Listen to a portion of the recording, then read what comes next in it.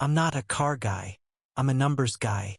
I'm the person who reads closing disclosures twice and keeps a running list of monthly obligations in a little notebook that never leaves my desk. My wife, Dana, says I treat money like a weather system, always checking the forecast, always expecting a storm. She's not wrong. We're in our 40s, one kid in college, one in high school, my mom's medical bills creeping up, and a mortgage that still has too many years left. The garage was supposed to be a practical decision. A foreclosure property behind a strip of small warehouses on the edge of town. 2 bays, a tiny office, leaky roof, but cheap. The bank wanted it gone. I figured I could rent it to a contractor or store equipment for a side hustle. Passive income. Something to stop the slow squeeze. Dana didn't love it. Another project, she said, tired. But she signed with me because she trusts my plans. And because we needed something to go right. The day I got the keys, the air smelled like old oil and damp plywood. The roll-up door groaned halfway, then stuck. I had to lift it with both hands, shoulders burning. Inside was dim, dust floating in slanted light. And in the back, under a tarp collapsed like a tent, there was a shape that didn't belong. Low, long, like a sleeping animal. I pulled the tarp back, expecting some rusted Camaro. What I saw instead made my mouth go dry. A red curve under gray dust, a prancing horse badge half hidden, and a steering wheel that looked like it belonged in a museum. I didn't say Ferrari out loud. Felt like inviting trouble. The car was buried under decades of debris, old tires, boxes of receipts, a broken fan. I cleared space slowly, as if moving too fast would make it disappear. My hands shook more from adrenaline than effort. The paint was dull, but the lines were unmistakable even to me. The front had that long, purposeful nose. The interior smelled like old leather and mouse droppings. The floor was gritty under my boots. I found an envelope in the glove box, swollen with moisture. Inside were a few photos, black and white, showing the car at a race, numbers on the side, men in caps smiling. There was also a folded sheet with a chassis number and a name, M. Bianchi. I texted Dana a picture of the badge. She called immediately. Is that real? I don't know, I said, too calm. Probably a kit, some replica. But my heart was thudding like it knew I was lying. That night I searched Ferrari 290mm, because the photo caption in the envelope had those letters. The results made my stomach drop. It was a rare 1950s race car. Multi-million-dollar rare. The kind that shows up at Pebble Beach. The kind you don't just find under a tarp in a foreclosure garage. I didn't sleep. I kept refreshing auction listings, reading old forum posts, trying to match vents and body lines. Every time the numbers climbed, a tight pressure built in my chest. My brain started doing the thing it always does, calculating solutions before problems fully exist. By morning, I'd convinced myself it couldn't be real. Things like that don't happen to people who drive a 10-year-old Honda and get excited about a 2% raise. That was denial. It felt responsible. It wasn't. I paid a local classic car shop $500 to come identify an old sports car. I didn't say Ferrari on the phone. The mechanic, a thick-armed guy named Ray, walked in, saw the nose, and went quiet. He ran his hand lightly over the dust, like he was touching a wound. You have any idea what this is? He asked, voice low. I have guesses, I said. Ray crouched and looked under the dash, then at the engine bay. This isn't a kit, he said. This is holy hell. My throat tightened. How sure? He pointed at a stamped number, then at a plate. The stamp looks right. The body looks right. If this is what I think it is, you need a specialist. And you need to not tell anyone. Not tell anyone. My mouth tasted like pennies. I nodded, trying to look calm while my pulse hammered. Dana came that afternoon and stood in the garage doorway staring at the car like it was a ghost. She whispered, "Do you know what this could mean?" I did. It meant money that could erase every fear I've carried since I was a kid. It also meant attention and lawsuits and people wanting a piece. We agreed, quietly, to keep it between us and get an expert. Dana said, "No posting, no friends, no family." She held my arm tight as she said it, like she could keep the world out with her grip. That night, she opened our budget spreadsheet and started adding new rows: appraisal, storage, insurance. She didn't add vacation or new house. She added defenses. I should have found that comforting. Instead, it made me uneasy, like she was preparing for a fight I couldn't see yet. The specialist cost $3,000 and insisted on meeting at my garage with a security guard. His name was Malcolm. He wore gloves and spoke in careful, neutral tones, like a doctor. He spent 2 hours photographing stampings, measuring body panels, checking welds. I watched his face for clues and kept swallowing against a dry throat. Finally, he said, "It's consistent with a 1956 Ferrari 290 millimeters. Consistent, not confirmed, but enough that my knees went weak." Dana made a small sound beside me. Malcolm continued, "To confirm, we need provenance and certification. That means Ferrari classish or equivalent. It's expensive and time-consuming." "How expensive?" I asked, because that's how I anchor panic. "5 figures easily," he said. "Also, if it's reported stolen, there could be claims." That word stolen hit like cold water. I glanced at the envelope photos again. A race car with a history could also have a trail. I asked, "Could the bank have sold me stolen property?" Malcolm shrugged. "You bought a building, not its contents. Depending on the foreclosure terms, contents may be excluded. You need to review your closing documents." Dana stared at me. "Did you read them?" "I did," I said, but my voice wavered. I had skimmed the as-is contents clause, feeling proud of myself for catching a different fee. Now that clause felt like a trapdoor. We called our closing attorney. He sounded annoyed until I said, "High-value personal property discovered on site." Then he got very serious very fast. He asked for the foreclosure inventory list. There wasn't one. Twist number 1. The car might not be legally mine, even if it was physically in my garage. The money I could taste suddenly had strings. Dana did what she always does under stress. She got quiet and started planning. She created a new bank account for expenses related to the garage. She said it was cleaner. I didn't argue. I was too busy rereading the purchase contract like it was scripture. There was a clause about abandoned property, timeframes, notices. The bank disclaimed responsibility for contents.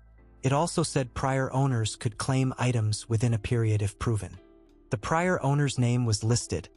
A company, not a person. Bianchi Holdings LLC. Bianchi, the name in the glove box. I googled Bianchi Holdings. It had dissolved years ago. I searched old business records. A man named Marco Bianchi was listed as manager. He died, according to an obituary, about 10 years earlier. Dana said, "So no one can claim it." "Someone can always claim it," I replied, and I heard how grim I sounded. A week later, my phone rang from an unknown number. A man asked, politely, if I was the new owner of the garage on Route 9. He said his name was Leonard, and he represented interests connected to the property. My mouth went dry. "What interests?" "The contents," he said. "There may be personal property stored there that belongs to an estate." I asked how he got my number. He laughed softly. "Public records, Mr. Klein. Nothing mysterious." But it felt mysterious. Felt like eyes on my house. I told him I'd speak through my attorney. His voice stayed calm. "Of course. Just understand, if you move or sell anything, you could be liable." After I hung up, Dana stared at me. "They know." I nodded. "They know." That night, I installed new locks and a security camera with money we didn't have. I told myself it was temporary. Everything was temporary now. Our attorney advised caution. Document everything. Notify possible claimants through formal channels. Don't sell. Don't hide. Dana hated the word notify. She said it sounded like invite. Then Malcolm sent an email. Based on stampings and bodywork, if certified, the car could sell for 8 figures. He didn't say a specific number, but he didn't have to. My stomach turned over like I'd missed a step. 8 figures. Suddenly the debts that haunted me, student loans, medical bills, felt small. That kind of money changes your brain chemistry. I could feel myself leaning toward it like gravity. Dana suggested we move the car to a climate-controlled storage facility under a different name. Just for safety, she said. We can't keep it here. People talk. Different name? I asked. She shrugged. An LLC. My cousin can set it up. I didn't like that. Felt like hiding. But it also felt like protecting. Those two things are dangerously similar.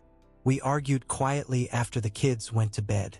Dana said, "You're naive if you think lawyers will protect us faster than opportunists." I said, "You're naive if you think moving it doesn't look like theft." She stared at me and said, "So we just sit here and wait for someone to take it?" I didn't have an answer that didn't sound like fear. We compromised. We moved the car, but we did it through Malcolm's recommended transporter with full documentation. Dana insisted we pay in cash from our emergency fund. "No trail," she said, like it was normal. That was the first time I felt a new truth. Dana wasn't just anxious.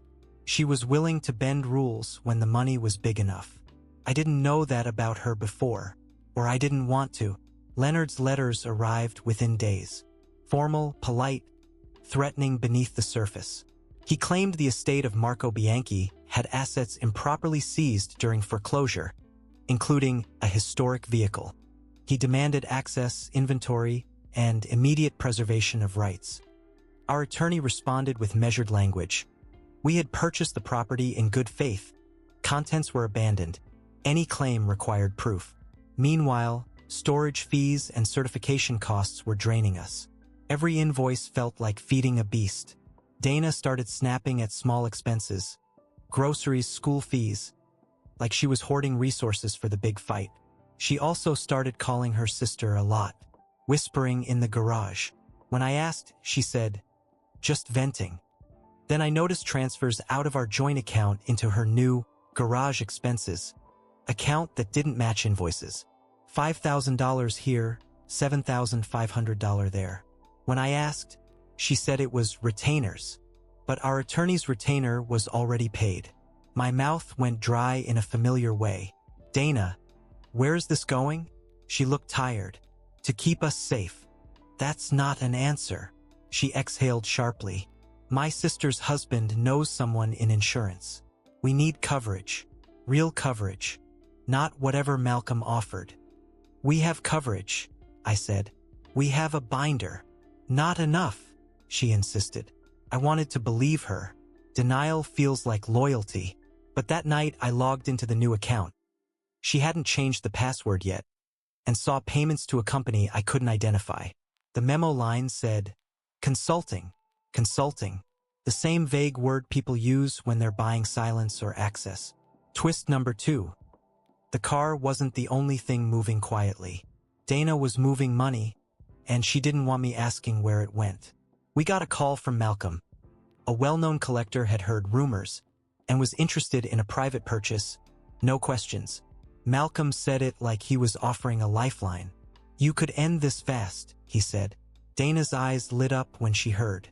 "We can pay everyone and be done." Our attorney was blunt. Private sale with pending ownership disputes was risky. If Leonard's claim held, we could be sued. If the car had been reported stolen at any point, it could be seized.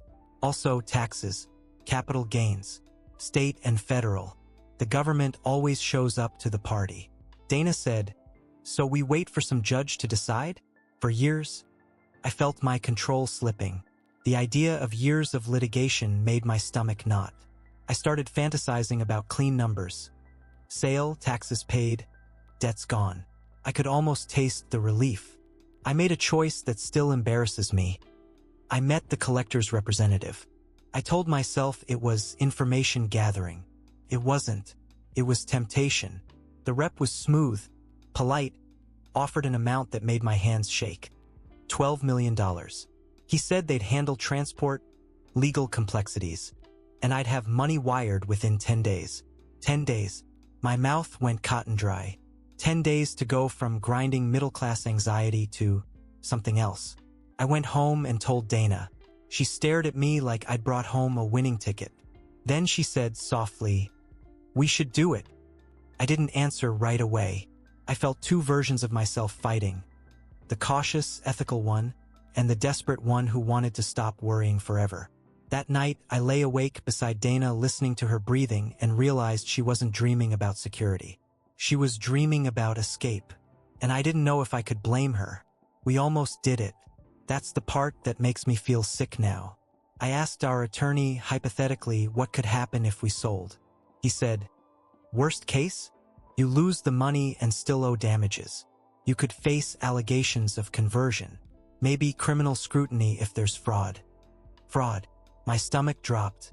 I thought of my job, my professional license, my kids' college forms. Couldn't risk it. Dana heard the call and went cold. "So your plan is to be poor forever, but morally clean," she said. "That's not fair," I replied, but my voice was thin, because she was right about the fear. Then Leonard filed an emergency motion in court seeking an injunction to prevent sale or movement of the vehicle. He attached an affidavit from a former employee of Bianchi Holdings claiming the Ferrari was never abandoned, stored temporarily, subject to private security arrangements, removed without authorization. I stared at the affidavit until my eyes blurred. The employee described a family agreement and mentioned a name I recognized. Dana's sister's husband. My mouth went dry. I read it again. He was referenced as someone who facilitated storage. I looked at Dana. "Why is Mike's name in this?" Dana's face drained. She sat down hard. "I didn't know," she whispered. But the timing, the transfers, the consulting payments, suddenly they all lined up like numbers on a ledger. I didn't understand what it meant until that moment. Dana hadn't been secretly buying insurance. She'd been paying Mike to manage the situation. And Mike had been talking to Leonard, or someone connected to Leonard. Twist number 3. The threat didn't just find us. It was inside our family network, fed by the money Dana moved behind my back. When I confronted Dana, she didn't scream. She just stared at me with wet eyes and said, "I thought he could help." "Help how?"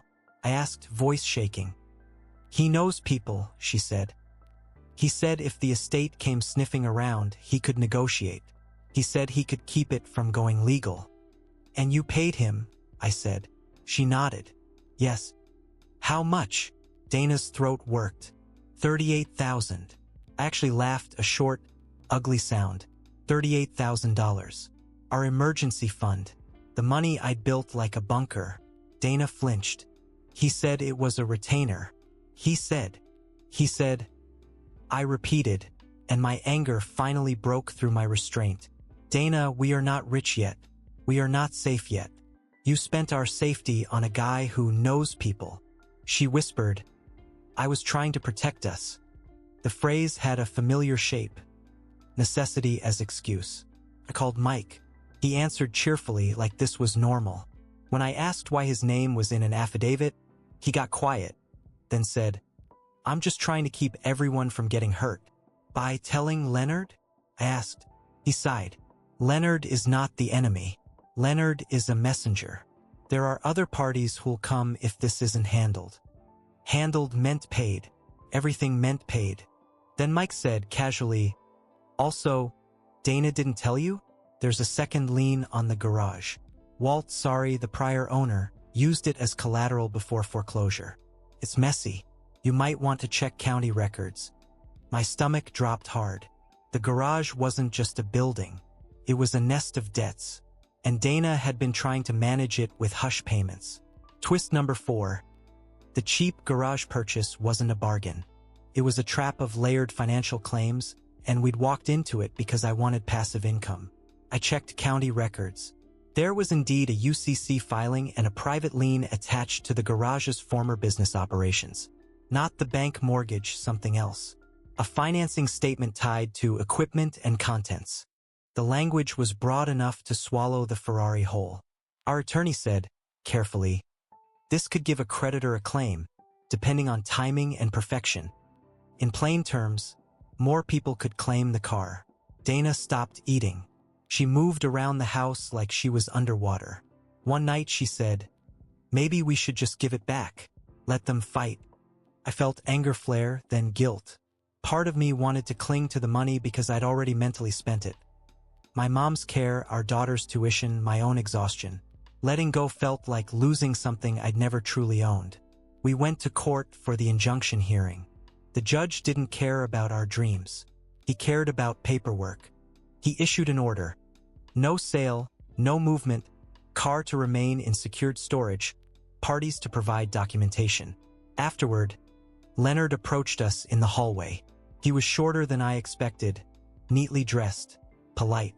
"This doesn't have to be ugly," he said. Dana's hands were shaking. Leonard looked at her, then at me like he could smell weakness. "There's a path," he said, "where you receive a settlement for your cooperation. A finder's fee, essentially, but only if you stop listening to bad advice." His eyes flicked toward Dana. My stomach twisted.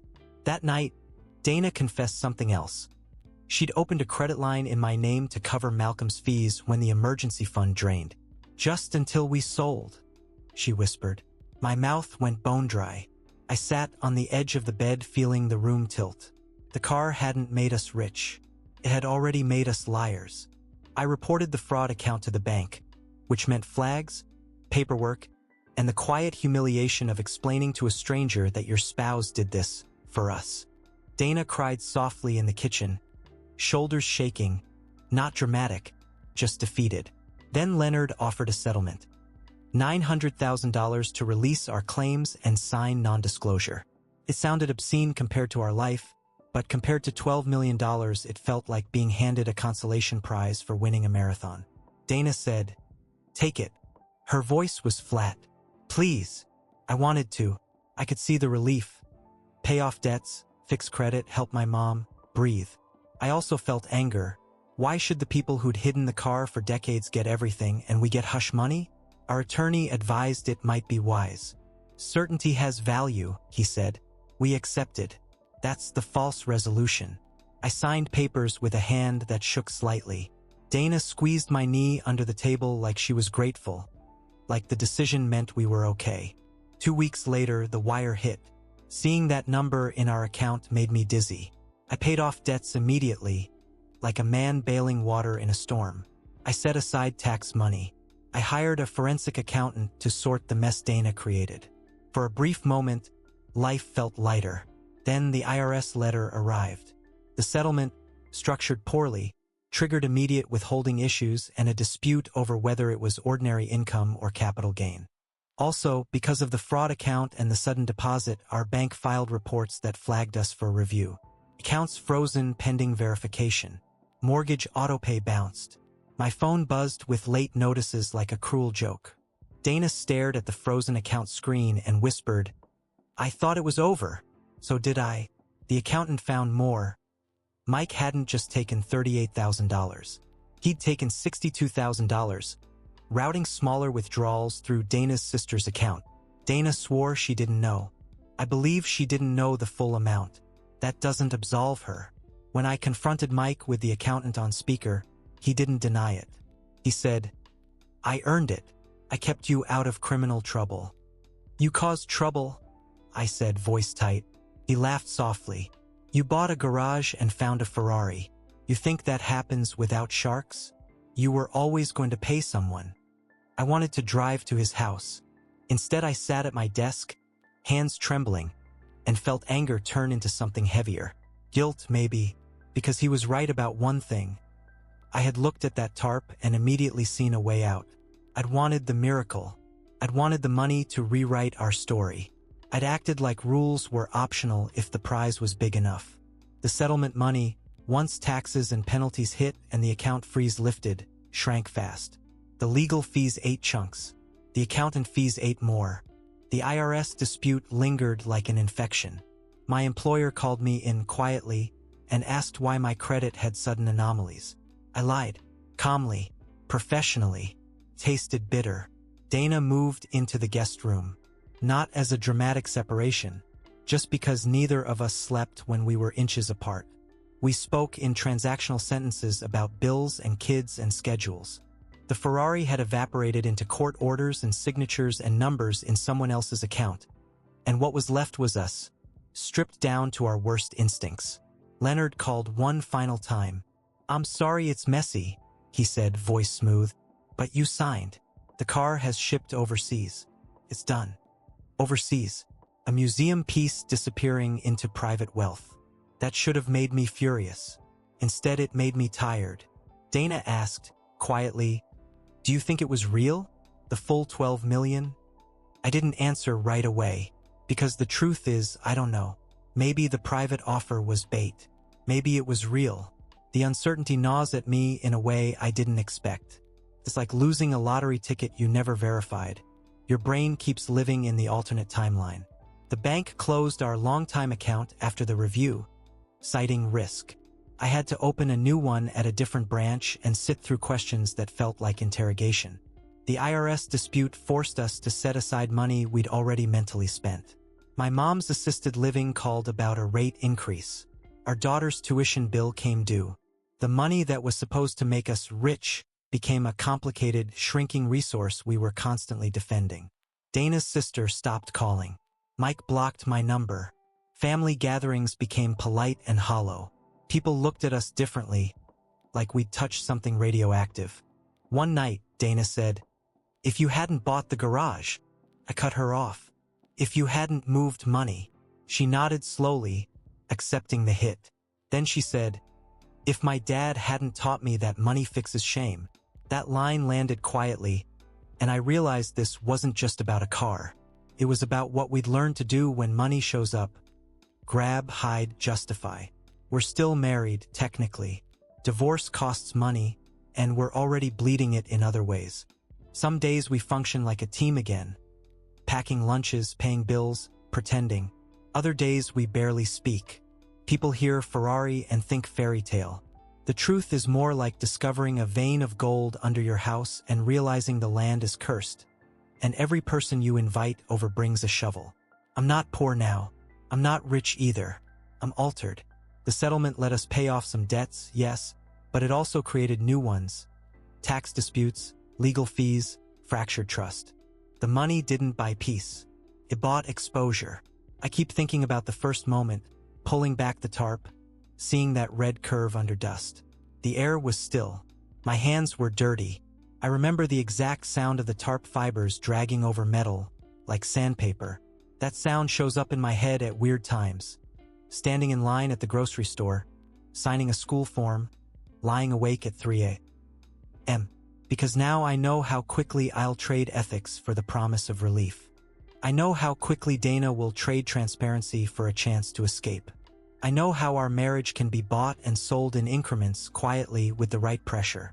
Sometimes I open my notebook and run new numbers, trying to make the columns behave again. But there's a part of me that still hears that tarp scrape and thinks, somewhere out there, someone is polishing that Ferrari under perfect lights. And I can't stop wondering what it cost them, who they paid, who they silenced, what they signed away, because I've learned that the price is never just money.